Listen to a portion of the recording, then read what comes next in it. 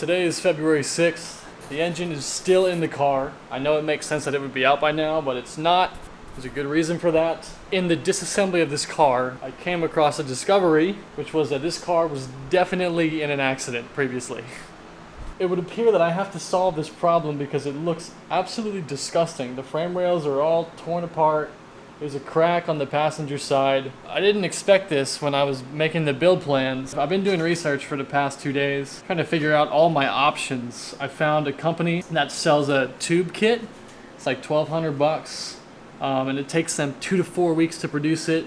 They ship it to you and then it's welded in. It takes care of most of the major bends. The other option is to patch what's here and just throw it together and let it be a drift missile. The third option is to go over to Michelle's shop, grab his tube bender, find some tubing, and do the whole front of the car custom myself, which is a little intimidating, but I think I can do it. So I've kind of been brainstorming. I've been looking around online, seeing what other guys have done, trying to figure out how I want to tackle this. Originally, I wanted to weld up these fender wells and shave them because I kind of like the original design of the 240 fender wells as opposed to like the generic tubs that I see people do. So I've been just brainstorming with this thing. After I pull this motor out and I figure out what to do with the front half of the car, it's just a matter of doing it.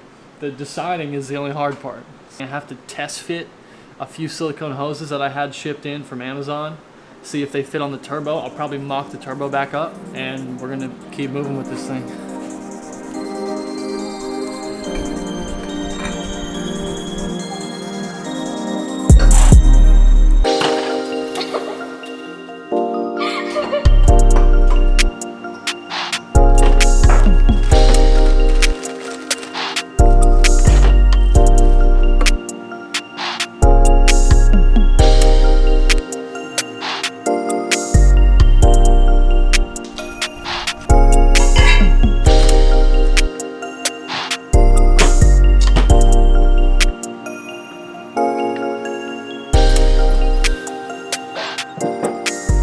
This is kind of what I'm thinking about doing. This is the intake portion of the turbo, which means that I have to tie it to an air filter. You don't have to, but I want to run an air filter. And this is a 2-inch pipe. So if I can find a similar 2-inch pipe to this one, but just longer, bend this on maybe a 30 to 45 degree angle, keep this silicone piece right here, and then feed the new tubing in to that piece, which also links up to this math, and then have the air filter over in this portion. I've seen a lot of guys do it like that. Hypothetically, we'd be looking at this. And then the other part I would have to do is I have to get a different size reducer. This one's the wrong size. I also don't know how much heat resistance this silicone has, being that it's right next to the exhaust manifold. That aside, assuming I had the right one, I was planning to use silicone to link these two. I was gonna cut this one right here. Imagine that's straight and goes right into the silicone. And then have this tube come out, probably have to cut it. I don't know how to TIG weld, but there's a buddy of mine I have that wants to learn TIG welding really bad. I do too. He has a TIG welder, so we might try to just from this point forward go custom, but that's the loose plan right there, is run the air intake here and then the compressed air coming up this way and out right around here-ish somewhere.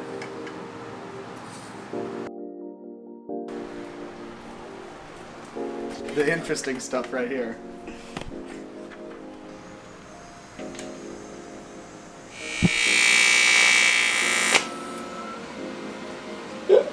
Look at how bad that Couldn't even is. see it through the mask.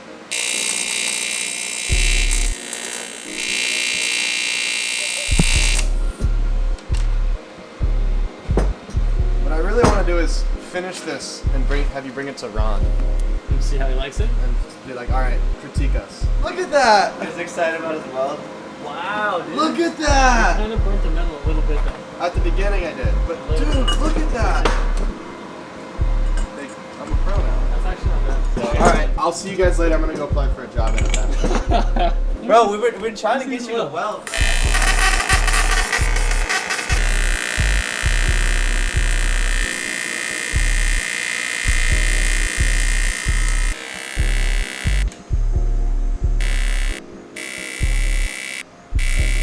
First attempt, no filler. First attempt with filler, and then first attempt with filler on an actual weld surface, like an actual joint. That one needs some work. And then second attempt on a weld joint. But Pretty solid. After much consideration, I finally figured out what I think suits me best as far as how to tackle this issue at the front end of this car. I looked into the kit. It takes up to 4 weeks, and it said their time estimates are inaccurate right now. I can't wait that long. I have to get moving with other things, so that's out the door. I looked into buying my own tubing. It's gonna be about $800 to get all the tubing, and then I have to go through the process of bending it, welding it, hoping everything lines up right. It doesn't seem worth it either. For this car, my main goal is to boost it, make it driftable, and not have to worry about it. I want this car to look decent, but I don't want it to look perfect. If I wanted that, I would just buy a different S13. This is not a good platform to start with for a perfect show car. I'm gonna take this hammer. I've got a little tiny welder somewhere back there. I'm gonna try and bang these inconsistent areas back into their original shape as best I can. Weld some spots where I need to keep things secure in the long run. Take everything out of this engine bay. Shave a couple things I want to shave that will actually be visible when everything is put back together. Boost this engine and put it back in.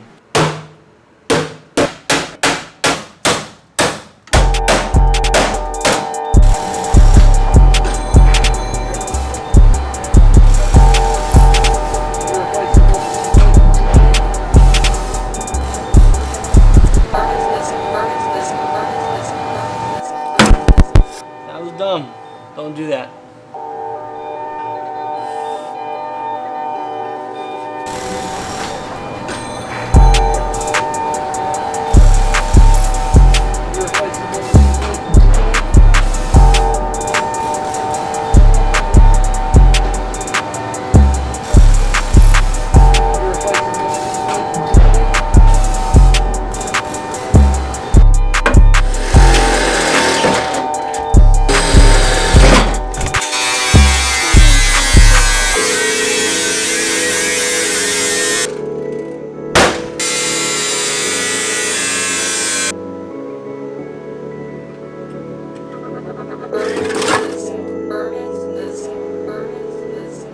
I got in there off camera and cleaned everything up just so I have a better idea of the general shape I'm going to need to make out of sheet metal to patch that spot. It seems like it's a pretty simple shape. I have this one piece right here that's going to give me an outline for one side. Then I just have to make the rest with a cardboard template. I'll probably make the whole thing with the cardboard template, tack it in place, and then figure out what I want to do with the actual fender well itself because it's pretty wavy and rusty down here. But I kind of need this whole thing to become more of a blank canvas so that I can see how I want to build it back up. I'm probably going to do something very similar on the driver's side, just I'm not going to touch it yet because I'm going to do one side at a time, but it's looking good.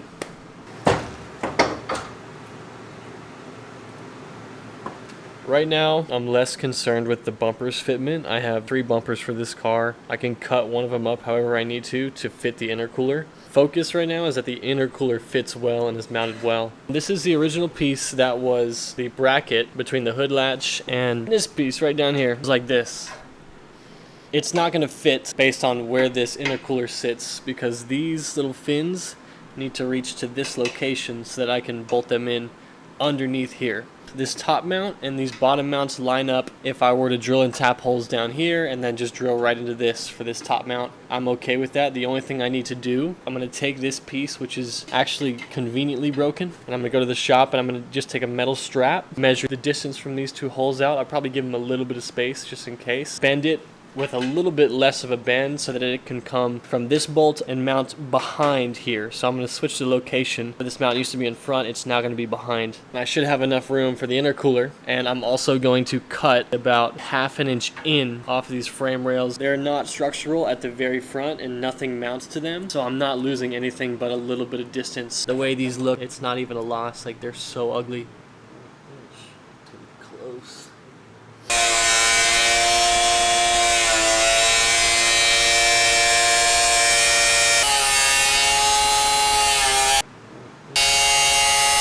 So the intercooler is butted right up against the frame rails. I don't intend to do that if I don't have to. I'd like to have at least 1/4 inch of space. But now this whole intercooler fits actually behind this mount. There's a tab right behind here. I can reinforce that. And both the tabs down here fit underneath that support. So I can drill and tap both of those where they sit. And then this intercooler will be self-supporting.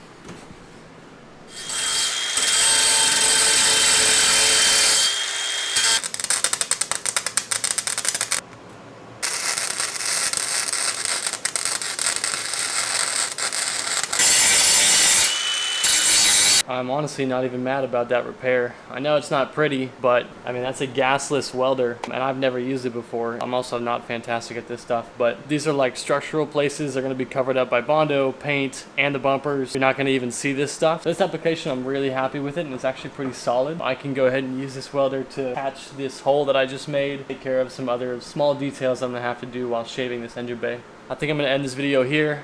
See you guys in the next one.